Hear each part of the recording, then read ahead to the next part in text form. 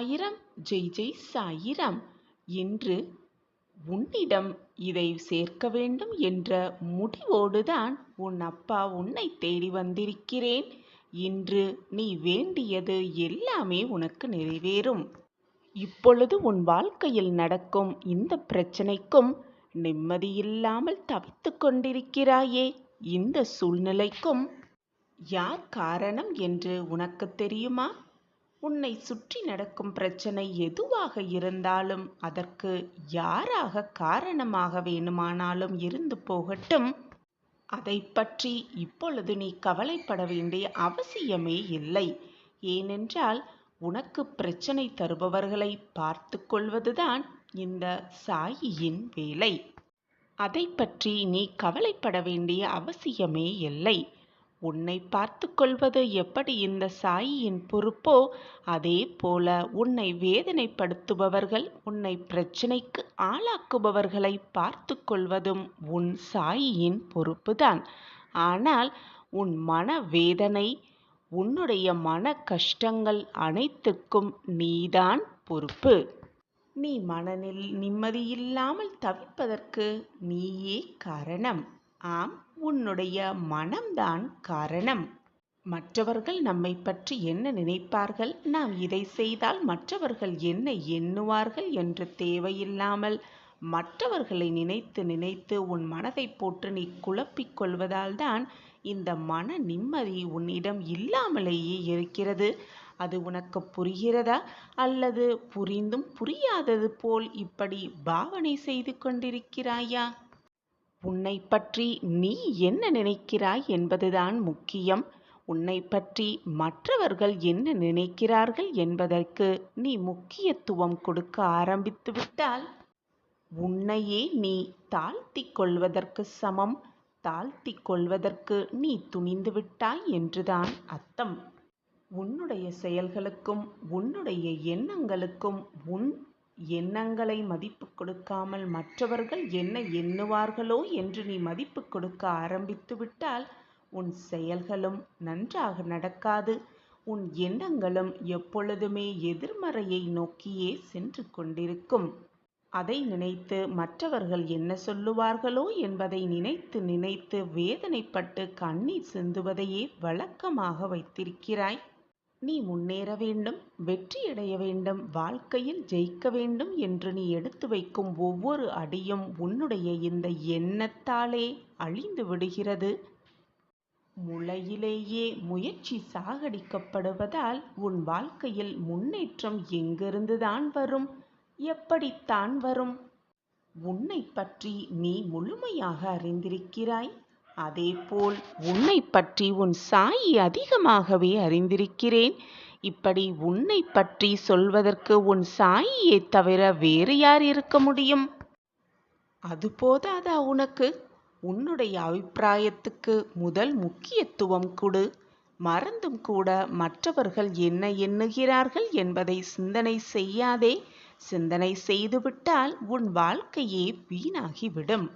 உன் மன நிம்மதியை நீ கெடுத்து கொள்ளாமல் இருந்தால் இப்பொழுது உன் மனதில் என்ன ஓட்டம் ஓடுகிறது, என்ன நினைத்து கொண்டிருக்கிறாய், வாழ்வு எப்படி இருக்க வேண்டும் என்று ஆசைப்படுகிறாய், அனைத்தும் உனக்கு சுபமாக நிகழும்படி நான் பார்த்து கொள்கிறேன்.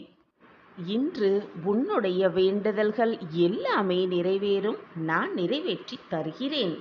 இன்று உன் சோகத்தின் கடைசி நாள். இன்னும் சில மணி நேரமே அதிர்ஷ்டம் உன் வீட்டு கதவை தட்டும். வரவேற்று சந்தோஷமாக உன் வாழ்க்கையை தொடங்கு. உன்னை சுற்றி உள்ளவர்களை நீ மகிழ்ச்சியாக வைத்திருக்க விரும்பினால் முதலில் நீ மகிழ்ச்சியாக இரு. உன்னிடம் இல்லாத ஒன்றை நீ யாருக்கும் கொடுக்கவே முடியாது.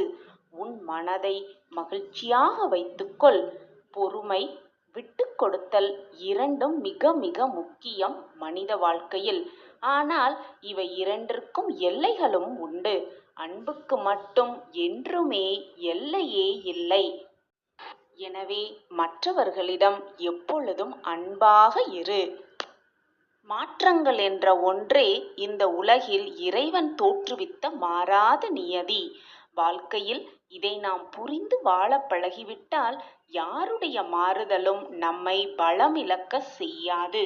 கண்மணியே, நீ இழந்ததை நினைத்து வருந்தினால் இருப்பதையும் இழந்து விடுவாய்.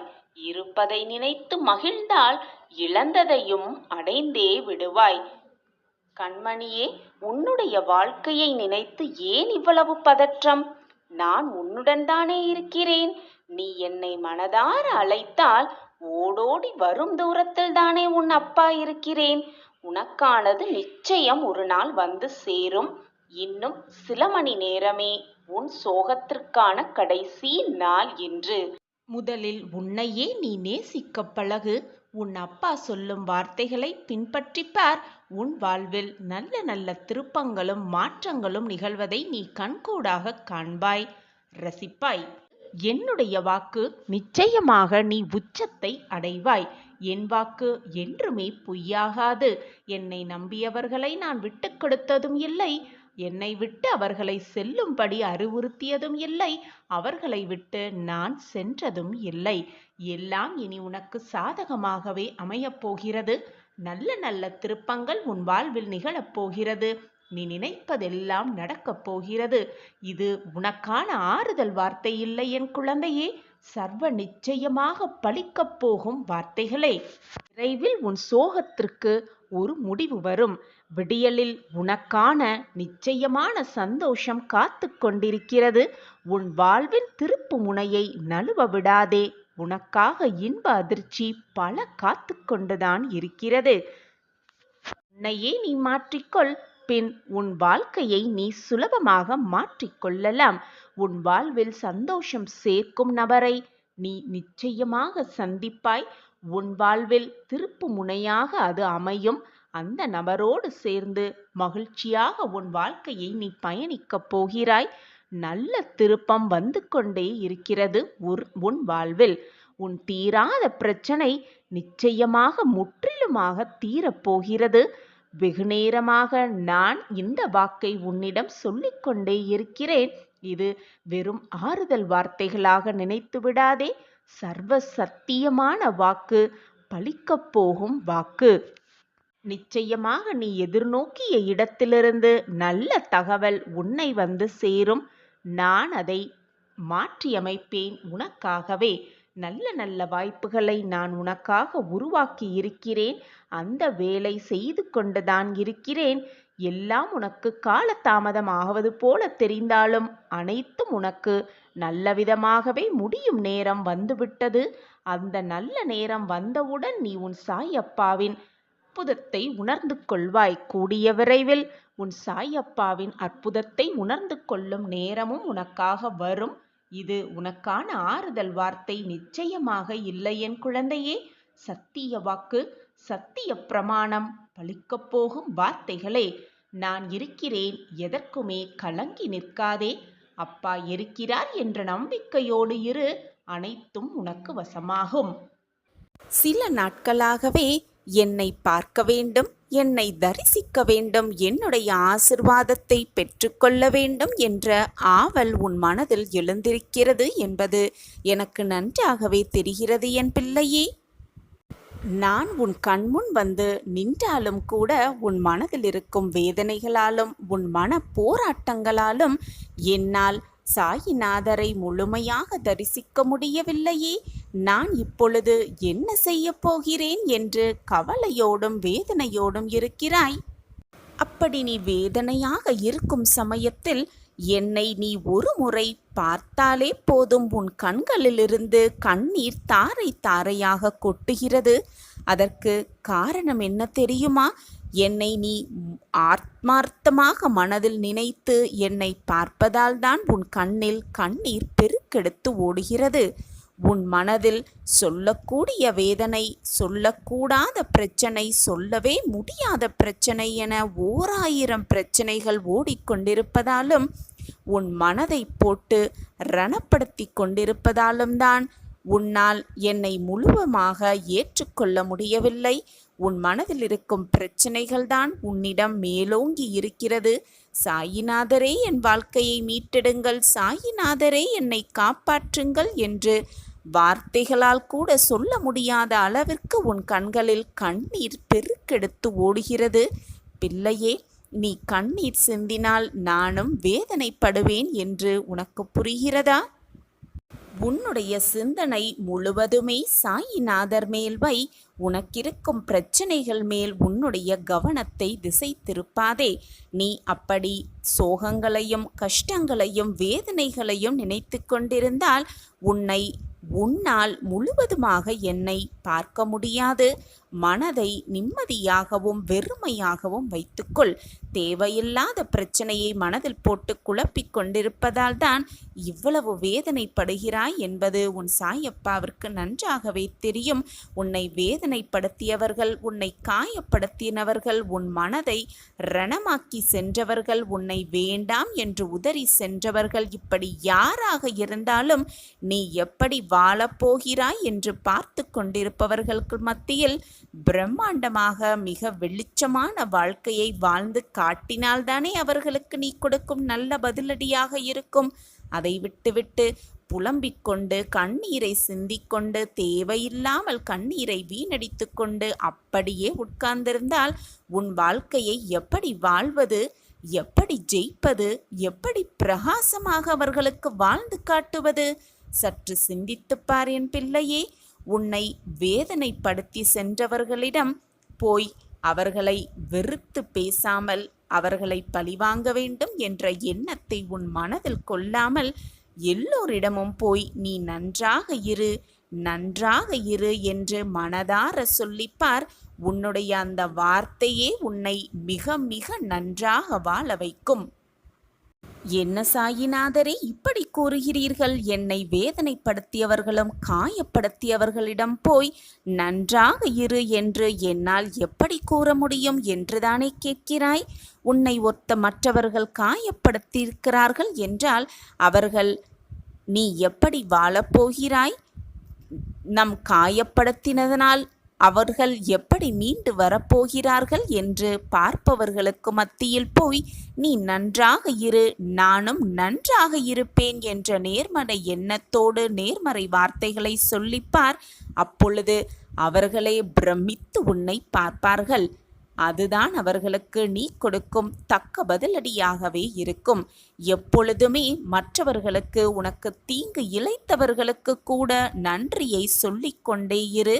நேர்மறை வார்த்தைகளை அவர்களிடம் கூறிக்கொண்டே இரு. அப்பொழுது தெரியும் உன் வாழ்க்கையில் நடக்கப் போகும் மிகப்பெரிய மாற்றத்தை நீ கண்குளிர காண்பாய். மிக பிரம்மாண்டமான உன் வாழ்க்கையை வாழப்போகிறாய் என்பதற்கான அறிகுறிதான் உன் வாயிலிருந்து வரும் அந்த நேர்மறையான வார்த்தைகள். எனவே எப்பொழுதுமே மற்றவர்களிடம் நன்றியை கூறிக்கொண்டே இரு.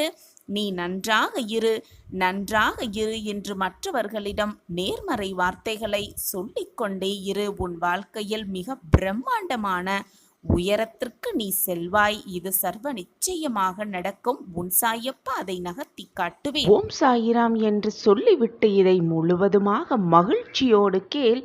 சாயியின் திட்டம் உனக்கு இதன் முடிவில் தெரிய வரும். நீ என்னுடைய பொக்கிஷம்.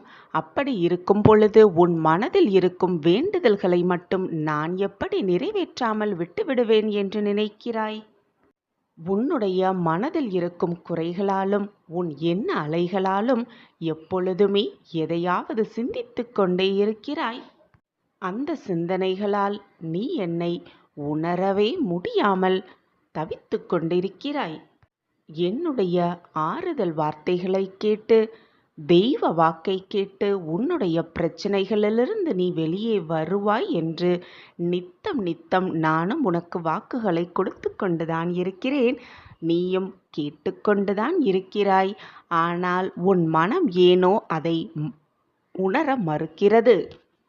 ஆனால் நீயோ என்ன செய்வது, அடுத்து என்ன செய்தால் நம் வாழ்க்கையில் இந்த வெற்றியை பற்றுவது, நம் பிரச்சனையிலிருந்து வெளியே வருவது என்பது போல சிந்தனையிலேயே மூழ்கியிருப்பதால் உன்னால் எதையுமே யோசிக்க முடியாமல் தடுமாறிக்கொண்டே இருக்கிறாய். உன்னுடைய அனைத்து பிரச்சனைகளுக்கான தீர்வை உன் ஆழ் மனதிலிருந்து நான் உரைத்து கொண்டே இருக்கிறேன். அதை ஏன் உணர முடியாமல் நீ இப்படி வேதனையில் தவித்துக் கொண்டிருக்கிறாய்? சாய் அப்பா மேல் அசைக்கவே முடியாத நம்பிக்கை வைப்பவர்களை நான் ஒருபோதும் தோற்று போகும்படி விட்டுவிட மாட்டேன். எப்பொழுதுமே என் குடும்பம், என் வாழ்க்கை, என் உறவுகள் என்று இருக்கும் நீ, உனக்குள்ளேயே உனக்காக இருக்கும் உன் அப்பாவை மட்டும் ஏன் ஏற்றுக்கொள்ள உன் மனம் மறுக்கிறது? உன் தேவைகளை அனைத்தையும் புரிந்து கொண்டு உனக்காக அனைத்தையும் பார்த்து பார்த்து செய்து கொண்டிருக்கும் இந்த சாய் அப்பாவின் உள்ளத்தையும் அன்பையும் எப்பொழுதுதான் புரிந்து கொள்ளப் போகிறாய் என் பிள்ளையே? கேட்டவுடன் அனைத்தையும் என்னால் கொடுத்துவிட முடியும். நொடி பொழுதில் அனைத்தையும் மாற்றியமைக்கவும் முடியும். ஆனாலும் நீ கேட்ட பிறகும் நான் உனக்கு ஏன் கொடுக்கவில்லை என்றால் உன்மேல் இருக்கும் அக்கறையால் தான் என்பதை தீர்க்கமாக புரிந்து கொள். உன் வாழ்வில் மிகப்பெரிய மாற்றத்தை ஏற்படுத்தவே உன் சாயப்பா திட்டத்தை தீட்டிவிட்டேன். இனி உன் வாழ்வில் எல்லாமே நல்ல நல்ல மாறுதல்களாகவே நடக்கும். இதுநாள் வரை உன்னை ஆட்டி படைத்த பிரச்சனையிலிருந்து நிச்சயமாக உன்னை மீட்டெடுப்பேன் உன் சாயி தேவா. நான் என்னதான் பிரச்சனையிலிருந்து மீட்டெடுத்தும் வழியை உனக்கு கூறினாலும், வாய்ப்பை வழங்கினாலும், சந்தர்ப்பத்தை உன கைகளில் வந்து கொடுத்தாலும், அந்த இடத்தில் அந்த வழியில் நீதான் உன் பாதங்களை பதித்து நடக்க வேண்டும்.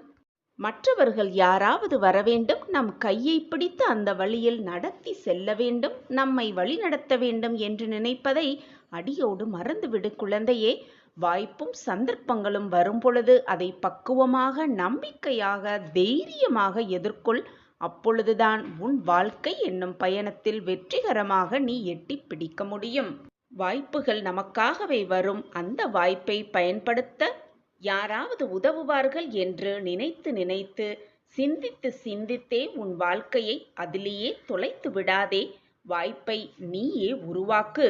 முதலில் உன்னுடைய தேடல் ஆரம்பித்தால்தான் உனக்கான தேடல் எப்படி இருக்கும், அந்த பாதை எப்படி இருக்கும், அதில் எப்படி தன்னம்பிக்கையாக நீ நடக்க வேண்டும் என்பதெல்லாம் உன் மனதிற்கு புலப்படும்.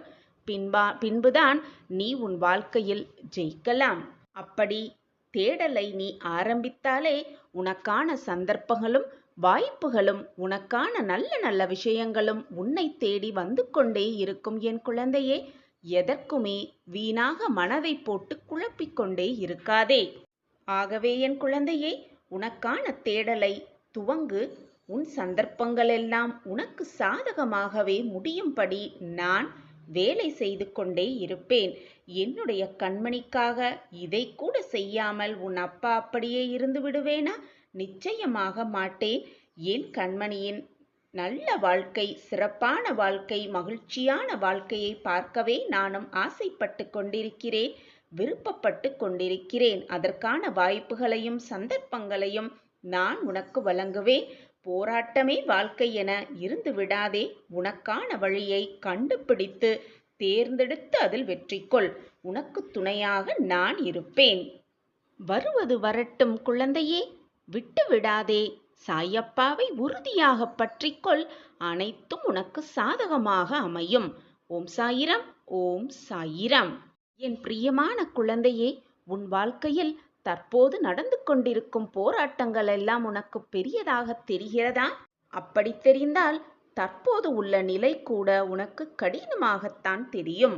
ஆனால் இப்பொழுது உனக்கு நடக்கும் போராட்டங்களை நீ எப்படி எதிர்கொள்கிறாயோ, எப்படி தாண்டி வருகிறாயோ, அதில்தான் உன் வெற்றிக்கான வழியும் உன் கண்களுக்கு தென்படும். என் பிரியமான குழந்தையே, உன்னுடைய கர்மா, மாயை, விதி இவை மூன்றுமே எல்லார் வாழ்க்கையிலும் நடக்கும். நல்லது தீயதை தீர்மானிக்கும். இதை பொறுத்தே எல்லோருடைய வாழ்க்கையிலும் ஏற்றமும் சறுக்கலும் இருக்கத்தான் செய்யும். ஒருவர் வாழ்வில் உள்ள மனதில் உள்ள மன தைரியமும் மன நம்பிக்கையும் அப்படி தீர்மானிக்கும் பொழுது அவர் எதிர்கொள்ள வேண்டிய திருப்பங்கள், அவர் எடுக்க போடும் முடிவுகளை பொறுத்தே அந்த வழி வெற்றியின் நோக்கை எட்டி செல்லும். ஒவ்வொருவருக்கும் ஒவ்வொரு விதமாக பிரச்சனைகள் வரும். போராடும் விதமும் ஒவ்வொருவருக்கும் மாறுதலாகவே இருக்கும். நீ சாயின் பிள்ளை அல்லவா? உனக்கு போராட்டம் வரும், கஷ்டங்கள் வரும், வேதனை வரும், சோதனைகள் வரும். ஆனால் கடைசியில் எல்லாம் சுகமாகவே முடியும். விபரீத ராஜயோகத்தை இன்னும் சற்று நேரத்தில் நீ பெறப்போகிறாய். நீ அப்பாவின் பிள்ளைதானே? உனக்கு ராஜயோகத்தை வழங்காமல் வேறு யாருக்கு நான் வழங்குவேன் குழந்தையே? என் பிரியமான குழந்தையே, வாழ்க்கை என்பதே சக்கரம் போல எங்கு ஆரம்பிக்கிறது எங்கு முடிகிறது என்று சொல்லவே முடியாது. ஆனால் அந்த சக்கரத்தில் ஒன்று மேலோக்கி இருந்தால் மற்றொன்று கீழ் நோக்கித்தான் இருக்க முடியும். இப்படியாக உன் வாழ்க்கையை புரிந்து கொண்டு செயல்பட்டாலே விபரீத ராஜயோகம் உன்னை தேடி வரும். சர்வ நிச்சயமாக நீயும் நல்ல சிந்தனையில் செழித்து வாழ்வாய். இது நாள் வரைக்கும் நீ அனுபவித்த கஷ்டமான சூழ்நிலைகள் எல்லாம் விரைவில் மாறப்போகிறது. உன் வாழ்வில் நல்ல மாற்றங்கள் நிகழத்தான் போகிறது. சாயிநாதா, நீங்கள் தினமும் சொல்லும் வாக்குகளும் வார்த்தைகளும் கேட்க ஆறுதலாகத்தான் இருக்கிறது அப்பா. ஆனால் சாயிநாதா, என் வாழ்க்கையில் எந்த மாற்றங்களும் இதுவரை நிகழ்ந்ததே இல்லை என்று நீ நினைக்கிறாயா? கவலைப்படாதே என் பிள்ளையே. உன்னுடைய நலம் விரும்பியான நான் உனக்கு நல்லதை மட்டுமே செய்வேன், உனக்கு வேண்டியதை தருவேன் என்ற நம்பிக்கை மட்டும் உன் மனதில் இருந்தால் போதும். உனக்கு தேவையானது நிச்சயமாக உன் கைகளுக்கு வந்து சேரும். அந்த வேலையை உன் சாயப்பா ஏற்றிருக்கிறேன். அது நிச்சயம் தப்பாது. இது வெறும் ஆறுதல் வார்த்தை இல்லை என் பிள்ளையே, நிச்சயமான உண்மையான வார்த்தைகள். என் வாக்கு என்றைக்கும் பொய்யாகாது. என் வாக்குப்படிதான் எல்லாம் சுபமாகவும் நலமாகவும் நடக்கும் உன் வாழ்வில் என்ற நம்பிக்கையோடு இரு. ஏற்கனவே உனக்கு நான் கொடுத்த வாக்கின்படி உன்னுடைய பிரார்த்தனை அனைத்தையும் செய்து முடிக்கப் போகிறேன். நீ என்மேல் வைத்திருக்கும் நம்பிக்கையை, நல்லதை நிகழ்த்தி உனக்கு நிரூபித்து காட்டப் போகிறேன். உன் சாயிதேவா. பிள்ளையே, உன் மனதில் என்ன ஓட்டம் ஓடிக்கொண்டிருக்கிறது என்பது எனக்கு தெரியும். சாயிதேவா, என்னுடைய சுகபோக வாழ்வு ஒரு மேகத்தை போல கலைந்து விட்டது. கஷ்டமான நாட்கள் என்னை கைது செய்தே விட்டது. மனதில் 1000 குழப்பங்கள் நிலை கொண்டிருப்பதால் இரவில் தூக்கம் கூட வராமல் தவித்துக் கொண்டிருக்கிறேன். நான் சந்தோஷமாகவும் ஆனந்தமாகவும் வாழ்ந்த வாழ்க்கையெல்லாம் கனவாகவே போய்விட்டது. நன்மைக்காக நான் காத்திருந்து பொறுமைதான் இழந்து விட்டேன். ஆனால் நன்மையை விட தீமை அதிகமாகவே என்னிடம் வந்து சேர்ந்தது. நான் முழுமையாக நம்பியவர்களெல்லாம் எனக்கு துரோகத்தை தான் இழைத்தார்கள். அழகான வாழ்க்கையை தான் நான் கேட்டேன். ஆனால் எனக்கு மிஞ்சியதோ கண்ணீர் துளிகள்தான். இப்படித்தான் நீயும் புலம்பிக் கொண்டிருக்கிறாய், வேதனைப்பட்டு கொண்டிருக்கிறாய், குமுறிக் கொண்டு இருக்கிறாய். மனதில் ஒரு அமைதி இல்லாமல் வாழ்க்கையே என்னாகுமோ ஏதாகுமோ என்று குழப்பத்திலேயே மனம் பதறிக் கொண்டிருக்கிறது. என்மேல் முழுமையாக நம்பிக்கை வைத்திருக்கிறாய் அல்லவா? பின் ஏன் பதறுகிறாய்? என்மேல் உன்னுடைய முழு நம்பிக்கையையும் வைத்துவிடு. நான் இருக்கிறேன் குழந்தையே. உன் வாழ்க்கையில் இருக்கும் ஏக்கங்கள் சில விஷயம் கூட நம் கண்முன் நடக்கும் பொழுது நமக்கும் இதே போல் நல்ல விஷயங்கள் நம் வாழ்விலும் நடக்குமா நடக்காதா என்று ஏக்கத்தோடே நடக்கும் விஷயங்களை பார்த்து கொண்டிருக்கிறாய். அவை அனைத்தும் அந்த ஏக்கங்களோடே இருக்கவே வேண்டாம். பொறுமையும் தன்னம்பிக்கையும் ஒரு மனிதனுக்கு ரொம்பவே முக்கியமான ஒரு தைரியம். அதை எப்பொழுதும் தொலைத்து விடாதே என் பிள்ளையே. பொறுமையாக காத்திரு, நம்பிக்கையாக காத்திரு. அனைத்தும் உனக்கு வசமாகும். எப்பொழுதுமே எந்த பிரச்சனையை சந்திக்க நேர்ந்தாலும் அதை எதிர்த்து தைரியமாக போராட கற்றுக்கொள். தன்னம்பிக்கையும் பொறுமையுமே உன் வாழ்க்கையில் உன்னை காப்பாற்றும். ஆனால் என் குழந்தையே, நீ எதை செய்தாலும் எதை செய்திருந்தாலும் அதை உணரும் தருணத்தில் நீ அனைத்தையும் மன்னித்து உன்னை நிச்சயமாக உன் சாயப்பா ஆசிர்வதிப்பேன். சகிப்புத்தன்மை மட்டும் உன் வாழ்வில் இல்லை என்றால் உன் வாழ்க்கையே மிக கவலைக்கிடமாக ஆகிவிடும். எப்பொழுதுமே சகித்து கொள்ள பழகிக்கொள்.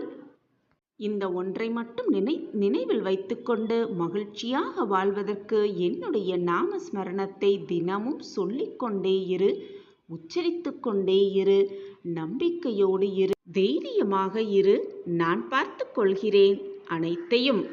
உன் அனைத்து பிரச்சனைகளையும் சரி செய்து உன்னை சுகமாக வாழ வைப்பது உன் சாயப்பாவின் பொறுப்பு. என் பொறுப்பை நான் நன்றாக உணர்வேன்.